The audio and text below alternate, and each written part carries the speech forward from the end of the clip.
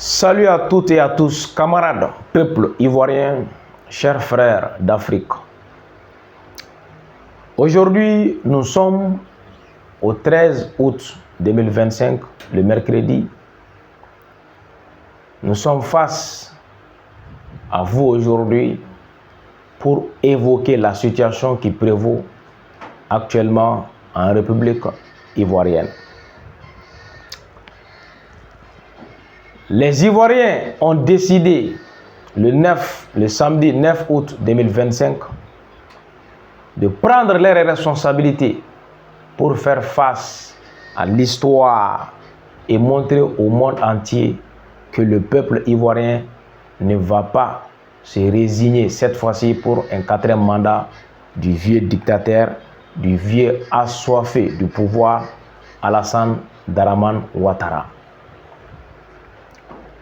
Le samedi 9 août restera une date historique pour le peuple ivoirien, car il n'y a jamais eu de marche comme celle-ci contre le vieux assoiffé du pouvoir Alassane Dramane Ouattara.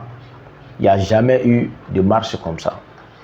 Donc, raison pour laquelle le 9 août 2025 restera aggravé dans la mémoire du peuple ivoirien, car ça c'est le début de la lutte noble, de la lutte contre les impérialistes aidés par Alassane Dramane Ouattara, de la lutte contre la vraie indépendance du peuple ivoirien.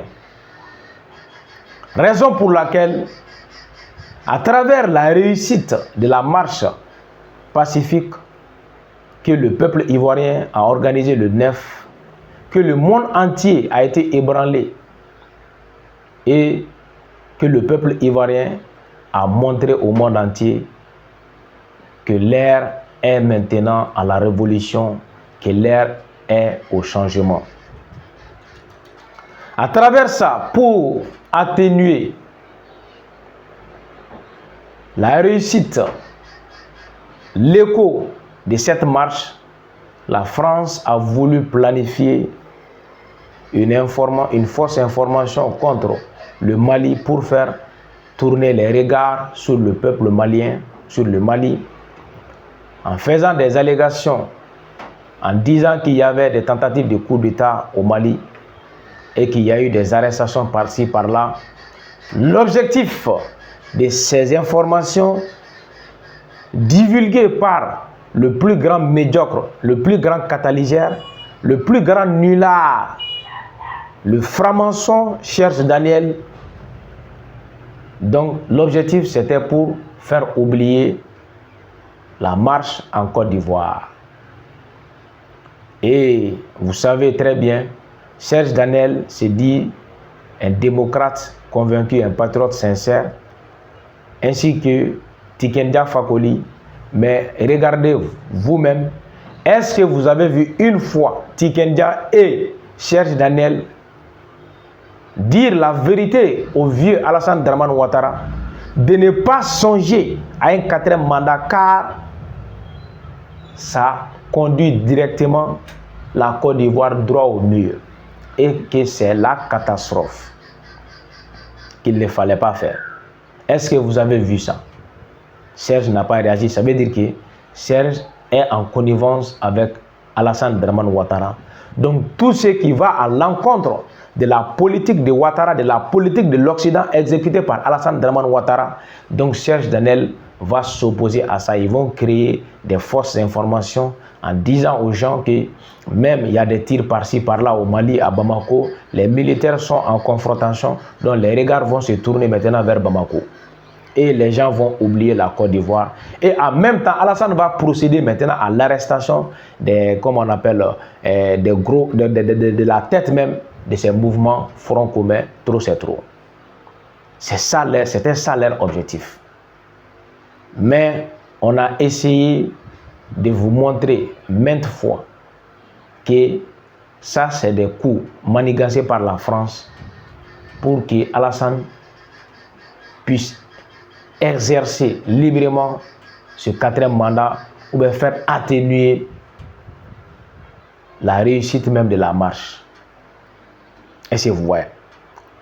Mais je lance un appel à Alassane, comme on appelle, à Laurent Gbagbo, à Charles Blé Goudé, à Guillaume Soro, à Pascal Affinguessan, de se réunir, de se consolider, de se fortifier, de ne jamais se séparer, car la victoire est proche.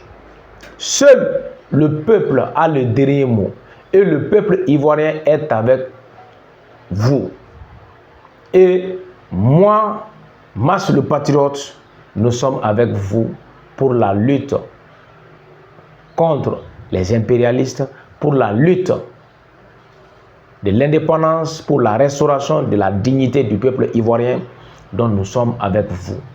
Et nous resterons toujours ensemble et nous apportons notre soutien sans faille à cette lutte noble pour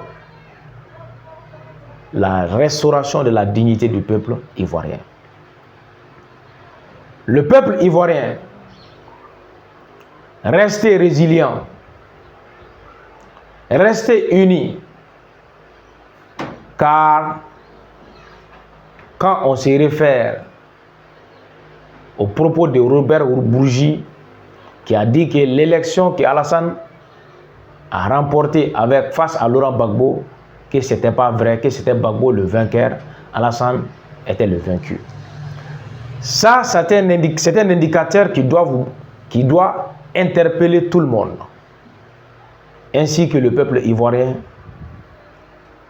en essayant de méditer,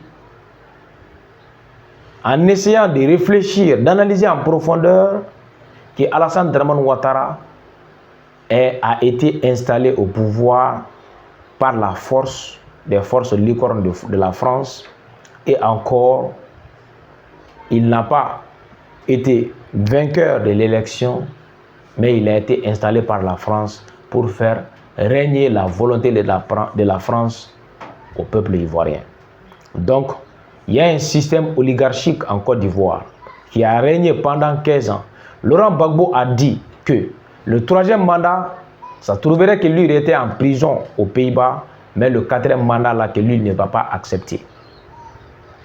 Ça, c'est les propos de Laurent Gbagbo. Restez unis, toute l'Afrique est derrière le peuple ivoirien. Tous les dignes fils du peuple africain sont avec vous, ainsi que le peuple de l'AES, le Burkina Faso, le Mali et le Niger. Nous sommes là pour l'indépendance du peuple africain. Nous avons eu l'idée de nous faire retirer du joug de l'occidentisme colonial et pour faire face à notre destin et forger, façonner ensemble notre devenir dans un regroupement, l'Alliance des États du Sahel.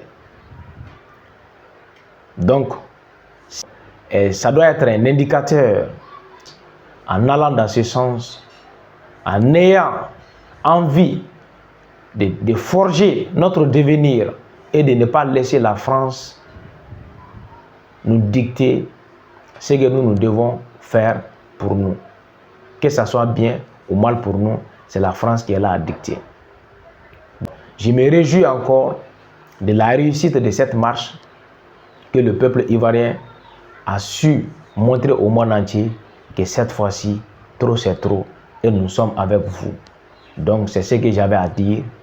Partagez la vidéo, mettez les liens dans les groupes WhatsApp, cliquez sur j'aime et encore tapotez le cœur lorsque la vidéo est en direct. Donc passez une excellente journée. Vive l'indépendance du peuple ivoirien, vive l'indépendance de l'AES, vive l'indépendance du peuple africain, de l'Afrique tout entière. À bas la dictature, à bas les francs-maçons, à bas les systèmes oligarchiques, à bas les impérialistes, à bas les esclaves de Chalon. Vive l'Afrique, la patrie ou la mort, nous vaincrons Salam alaikum.